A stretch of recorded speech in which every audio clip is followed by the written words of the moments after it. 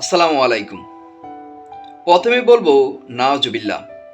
বর্তমানে আমাদের সমাজে এই প্রবণতাটা অনেক বেশি বেড়ে গিয়েছে। সাম্প্রতিক নাটোরে দুই কিশোরীর এই কাজটি আবারও চাঞ্চল্যকর সৃষ্টি করে দিয়েছেন। চলুন এই দুই তরুণীর প্রেমের কাহিনী একটু শুনি। নাটোরে সমকামী প্রেমে বাধা, পরিবারের চাপে বাড়ি ছাড়া দুই কিশোরী। সমকামী প্রেমে গড় ছাড়লেন নাটোরের দুই কিশোরী। নাটোরের কলেজ পড়ুয়া দুই কিশোরীর মধ্যে চলছিল সমকামী প্রেম।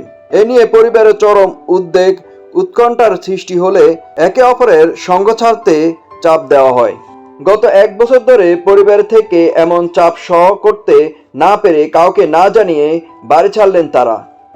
এ সময় তাদের নিজেদের মোবাইলও বন্ধ পাওয়া যায়। এমন একটি চাঞ্চল্যকর ঘটনা ঘটেছে নাটোরের লালপুর উপজেলায় গোলাপপুর পৌরসভা এলাকায়। এই ঘটনায় এলাকা জুড়ে চাঞ্চল্যকর সৃষ্টি হয়েছে। তারা দুইজনে এই বছর স্থানীয় দুইটি কলেজ থেকে এসএসসি পরীক্ষায় অংশ নিবে। নিখোঁজ কিশোরীদের পরিবার জানায়, দীর্ঘদিন ধরে তাদের মধ্যে ঘনিষ্ঠ সম্পর্ক ছিল। স্কুল জীবন থেকে বন্ধুত্ব গভীর হয়, যা পরবর্তীতে প্রেমে রূপ নেয়। প্রথমে তাদের মাঝে চিঠির মাধ্যমে যোগাযোগ চললেও পরবর্তীতে মোবাইল ফোনে কথা বলার মাধ্যমে তাদের সম্পর্ক আরও নিবিড় হয়ে ওঠে। তারপর তাদের দুজনের ঘনিষ্ঠ কিছু সম্পর্ক পরিবার টের পায়। বিষয়টি পরিবার জানতে পারলে তাদের আলাদা হতে চাপ প্রয়োগ করা হয়। তবে পরিবারের বাধা সত্ত্বেও তারা সম্পর্ক বজায় রাখার চেষ্টা করে। এরপর গত মঙ্গলবার দুপুরে প্রাইভেট পড়তে বের হওয়ার পর থেকে তারা আর বাড়ি ফিরেনি।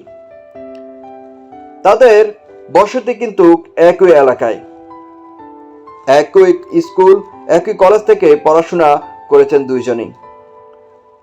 পরিবার পক্ষ থেকে খোঁজাখুঁজি করেও কোনো সন্ধান পাওয়া যায়নি। পরে দুই পরিবারে লালপুর থানায় নিখোঁজ ডায়েরি করেন।